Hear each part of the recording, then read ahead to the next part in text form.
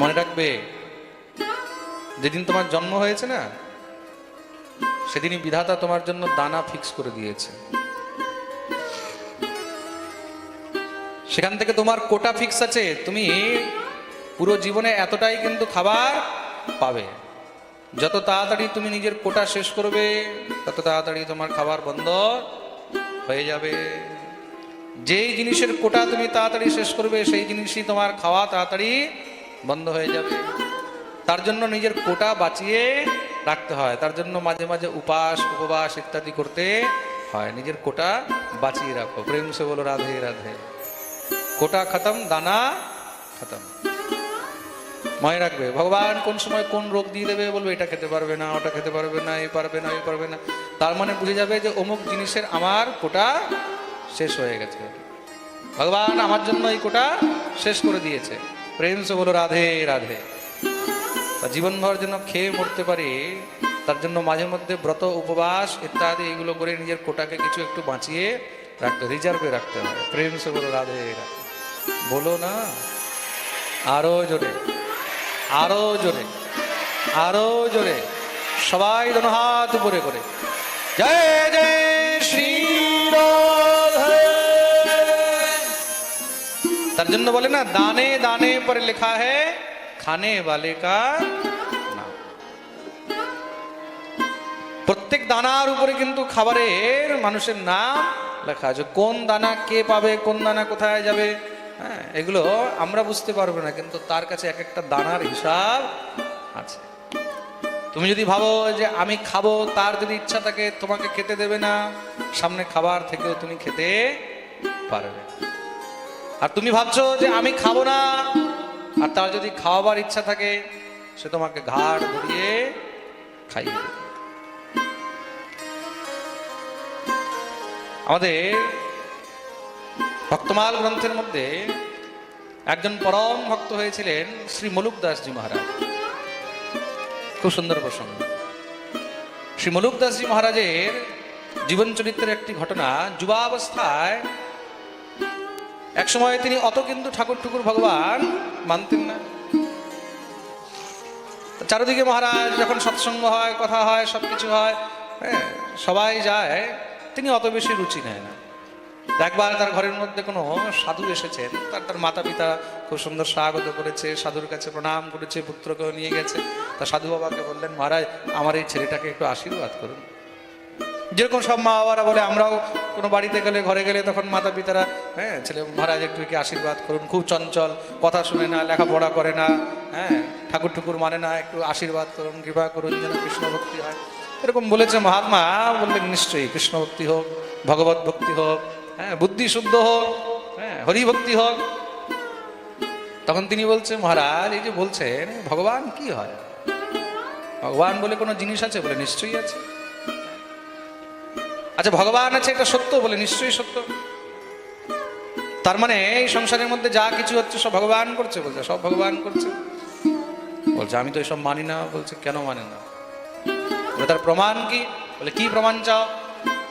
বলে আচ্ছা বলুন, আমি যদি খেতে না চাই তাহলে ভগবান আমাকে খাইয়ে দেবে? আমি যদি খাবার খেতে না চাই, ভগবান আমাকে খাইয়ে দেবে? হতে পারে?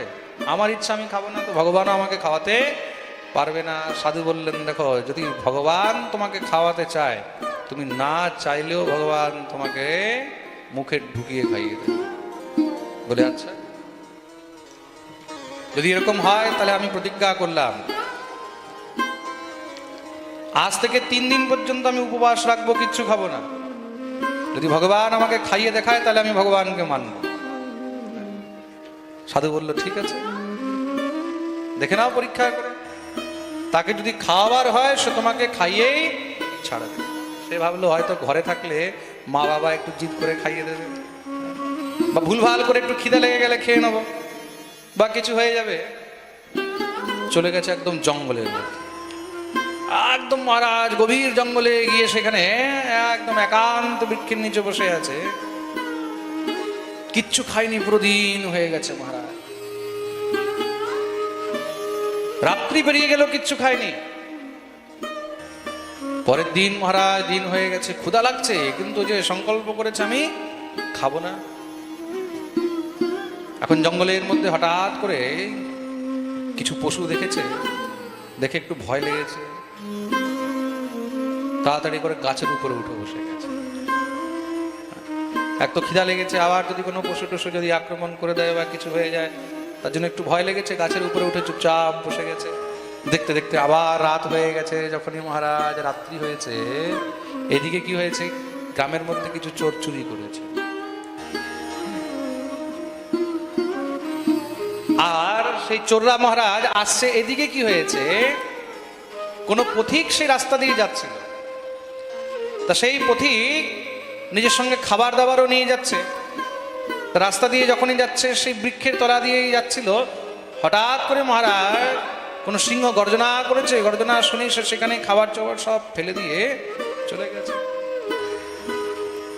সে দেখলো এ কি ফেলে দিয়ে গেছে, গাছের থেকে নিচে নেমেছে, নিচে নেমে দেখছে ও কি আছে দেখি, পটলা পটলি খুলে দেখছে, ওরে বাপরে, মনে তো খাবার রয়েছে। মনে মনে ভাবছে আমি খাবার খাবো না, ভাবলাম খাবার এখানে কি করে চলে আসলো, কে কোথার থেকে এসে এখানে খাবার ফেলে দিয়ে চলে গেল। সে ভেবেছে আচ্ছা ঈশ্বর চাইছে যেন আমি খাই, না না আমি তো খাবো না বলে খাবারটাকে নিয়ে মহারাজ পাশেই একটুখানি ঝাড়ির মধ্যে রেখে দিয়েছে।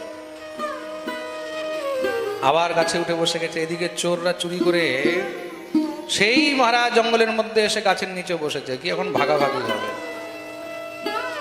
সবাই যখন মহারাজ ভাগাভাগি করতে আরম্ভ করেছে, তুই এটা নিবি, তুই এটা নিবি, তুই এটা এরকম করে ভাগাভাগি করতে করতে মহারাজ হঠাৎ করে তাদের দৃষ্টির পাশে ওই যে পটলিটা পড়ে রয়েছে, ওই পটলির দিকে গেছে। যখন পটলির দিকে গেছে, দেখলো এখানে পটলি পড়ে আছে। কি তারা মনে মনে ভাবছে কোনো চোর বোধহয় চুরি করে এখানে লুকিয়ে গেছে, একটুখানি ঢাকা ঢোকা দেওয়া আছে ঝাড়ির মধ্যে, বের কর বের কর। তাতে যখন বের করেছে, খুলে দেখছে ওরে বাপরে, তার মধ্যে খাবার রয়েছে। একদম মহারাজ লুচি টুচি সব বানিয়ে একদম আলাদা আলাদা ডিব্বার মধ্যে সব রয়েছে। দেখে তো সব একদম চমকে গেছে। এই জঙ্গলের মধ্যে এই সময় একান্তে এইভাবে এত সুন্দর খাবার কে রেখে দিয়ে গেল। তারা মনে মনে ভাবলেন যেই রেখে গেছে, চলো ভালো হয়েছে, খিদাও লেগেছে, খাবারও এসে গেছে, চলো সবাই মিলে একটু খাবার খেয়েই নি। যখনই সবাই মিলে খাবার খেতে আরম্ভ করবে, মনে মনে ভাবছে এই দাঁড়া দাঁড়া দাঁড়া, এই জঙ্গলের মধ্যে এইভাবে খাবারটা রেখেছে কে? নিশ্চয়ই আশেপাশে কেউ লুকিয়ে আছে, কেউ হয়তো আমাদের আড্ডা জেনে ফেলেছে যে আমরা এখানে আসি, তাই বোধহয় জেনে বুঝে এখানে কেউ খাবার রেখেছে, দেখাবার কোনো বিষ টিস মাখিয়েছে কিনা। তারা সব একজন একজনের সাথে কথা বলছে, তো ও গাছের উপরে বসে চুপচাপ সব দেখছে আর শুনছে। মনে মনে ভয় হয়ে গেছে, যদি এরা আমাকে দেখে ফেলে বা যদি কিছু হয় তাহলে তো আমাকে মেরে ফেলবে, ভাববে আমি বোধহয় এসব করেছি, নিশ্চয়ই কেউ আমাদেরকে মারার জন্য বোধহয় বিষ টিস মাখিয়ে এখানে রেখে গেছে। এই খাস না কে আছে দেখতো চারদিকে, তার মানে যে আছে সে নিশ্চয়ই এখানে আছে, আমাদেরকে হয়তো দেখে ফেলেছে, চারদিকে পর্দা ফাঁস করে দেবে আমরা চুরি করেছি। দেখ দেখ চারদিকে দেখতে, কে আছে কে আছে কে আছে। সে তো চুপচাপ বসে আছে, কোথাও আবার যদি দেখে। যখনই তাদের দৃষ্টি গাছের উপরে পড়েছে, দেখতেই তো মহারাজ চোররা সব চেঁচাতে, এই দেখে দেখে দেখ, এই যে বদমাস বসে আছে উপরে, নামা একে বেটাকে নিচে। সবাই মহারাজ ধরে টরে মহারাজ নিচে নামিয়েছে। তুই করেছিস না এসব? না না না, এখানে এক পথিক এসেছিল, ও যাওয়ার সময় এখানে খাবার টাবার সব ছেড়ে গেছে। আচ্ছা, পথিক এখানে এসে খাবার টাবার ছেড়ে যাবে আমাদের জন্য? হ্যাঁ, পাগল মনে করে রেখেছিস আমাদেরকে? এত বড় চাল করেছিস আমাদেরকে ফাঁসাবার জন্য, আমাদেরকে মারার জন্য খাবার? আরে না না, আমি রাখিনি, এটা আমার খাবার নয়। আচ্ছা, তোর খাবার নয়, তুই রাখিসনি, তুই রেখেছিস, বিষ মাখিয়ে রেখেছিস আমাদেরকে মারার জন্য। আরে ভাই, কোনো বিষ নেই, বিষ নেই। আচ্ছা তাহলে খা। বলে না আমি খাবো না। কেন খাবি না? আমি প্রতিজ্ঞা করেছি আমি খাবো না। আচ্ছা, তার মানে নিশ্চয়ই বিষ আছে এটার মধ্যে। প্রতিজ্ঞা যখন করেছিস যে আমি খাবো না, তার মানে নিশ্চয়ই বিষ আছে। বেটা খাবি না মানে খেতে হবে। বলে না আমি খাবো না। খাবি না? বলে ধরো একে ভালো করে। ঘাড় ধরে মারা মুখের মধ্যে খাবার ঢুকিয়ে দিয়েছে। খাবি না মানে একটা লুচি খাইয়েছে, দুইটা খাইয়েছে, তিনটা খাইয়েছে। মহারাজ খাবি না, যত বলে না খাবো না, তত আরো বেশি করে ঢোকা, বলে আরো বেশি করে খাওয়া। যখন মহারাজ খাইয়ে দাইয়ে দেখছে যে না, এ তো মরেনি, বুঝে গেছে তার মানে সত্যি বলছে, ছেড়ে দিয়েছে। যখন ছেড়ে দিয়েছে, মহারাজ দৌড়ে এসে সেই সাধুর চরণে পড়ে কাঁদতে। সাধু বললেন কি হলো? বলে প্রভু বুঝে গেলাম এই সংসারের মধ্যে ঈশ্বর যা চায় তাই হয়, তার ইচ্ছার বিরুদ্ধে সংসারে কিছু হয় না। সে যদি খাওয়াতে চায় তাহলে ঘাড় ধরিয়েও খাওয়াবে। প্রেম সে বলো। তখন গিয়ে তিনি পরম ভক্ত হয়ে গেলেন। আর সেই মুলুকদাসজি মহারাজ পরবর্তীকালে এত বড় ভক্ত হয়েছেন, এত পদ রচনা করেছেন, ভগবানের পরম ভক্ত হলেন। তিনি লিখেছেন, अजगर करे न चाकरी पंछी करे न काम, दास मलुका कह गए सबके दाता राम। अजगर करे न चाकरी, অজগর কোনো চাকরি করতে যায় না, যায় কি? নিজের জায়গায় পড়ে থাকে। पंछी करे न काम, পাখি কোনো কাজ করতে যায় না, যায় কি? দাস মলুকা কহে গয়ে সবকে দাতা রাম। অজগর জায়গাতে পড়ে আছে, তাও তার কাছে খাবার আপনি আপ চলে আসছে। আসছে কিনা? তুমি যা কিছু করো চাহে না করো, ঠাকুর তোমাকে দিয়ে যা চাইবে তা করিয়েই নেবে। প্রেম সে বলো রাধে।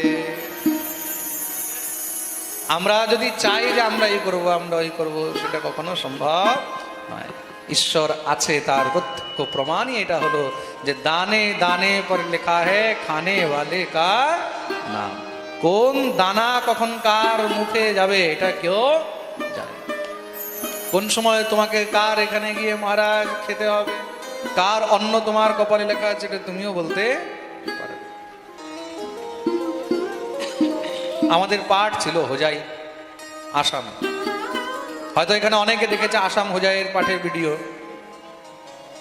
প্যান্ডেল ট্যান্ডেল সব রেডি মহারাজ। আমরাও এখানে চলে গেছি এখন পাঠের জন্য। হঠাৎ করে লকডাউন লেগে গেছে, করোনা লকডাউন লেগেছে। এখন মহারাজ আমরা এখানে পৌঁছেছি, পাঠ হবে, পরের দিন থেকে পাঠ আরম্ভ হবে। গভর্নমেন্ট থেকে আর কোনো পারমিশন হয়নি, কেন কি সেই সময় খুব করোনা চলছিল, ওই 2020 না 21-এর কথা না। আমরা সব গিয়ে উপস্থিত হলাম মহারাজ। এখন পাঠ ক্যান্সেল। এত দূর থেকে বৃন্দাবন থেকে সেই হোজাই যেতে 3 দিন লাগে। আপনাদের মালদা আসতে 2.5 দিন লাগে, ওখানে যেতে 3 দিন লাগে। 3 দিন যাওয়া, 3 দিন আসা। আমরা ওইখানে গেলাম, গিয়েই মহারাজ হঠাৎ করে শুনছি লকডাউন লেগে গেছে, এখন তো আর পাঠ হবে না, কোনো মতেও পারমিশন নেই। কি করা যায়? বলে এখন তো রিটার্ন ওখান থেকে চলে আসতে হবে। সঙ্গে সঙ্গে রিটার্ন টিকিট কাটা হলো। ওই একদিনের জন্য এখানে গেলাম, একদিনের জন্য খাবার খেলাম, পরের দিন আবার ফিরে চলে আসতে হলো। কেন? ওই একদিনের জন্য ওইখানে যে আমাদের দানা লেখা ছিল, ওই একদিনের খাবার খাওয়ার জন্য আমাদেরকে বৃন্দাবন থেকে এখানে এত দূর ভগবান দৌড়ালো। ভাবো, 3 দিন আমাদেরকে যাত্রা করে ওখানে যেতে হয়েছে, 3 দিন সেখান থেকে আসতে হয়েছে। ওই সময় একটু করোনার টাইম ছিল বলে আমরা এমনিতে ফ্লাইটে যাই, সেবার আমরা ফ্লাইটে টিকিট করিনি, কেন ফ্লাইটে অনেক সমস্যা ছিল, এই চেকিং ওই চেকিং, এই টেস্ট ওই টেস্ট। আমরা ভাবলাম ট্রেনেই যাই। তো ভাবো 6 দিন নষ্ট করে শুধু একদিনের জন্য এখানে ভাত খেতে গেছিলাম। প্রেম সে বলো রাধে। যেইখানে দানা লেখা আছে সেখানে তোমাকে যেতেই হবে, যেইভাবে লেখা আছে সেইভাবে তোমাকে গ্রহণ করতেই হবে। বলিয়ে ভক্তবৎসল ভগবান। তার জন্য যা কপালে ফিক্স আছে না, তার থেকে বেশি তুমি চাইলেও পাবে না। তার জন্য কিছু বাঁচিয়ে রাখা উচিত। তার জন্যই মাঝে মধ্যে একটু খাবার ছেড়ে দেবে, মাঝে মধ্যে একটু ব্রত নিয়ম করবে, তাতে কিছু ছেড়ে দিলে ওগুলো রিজার্ভ থাকবে। প্রেম সে বলো।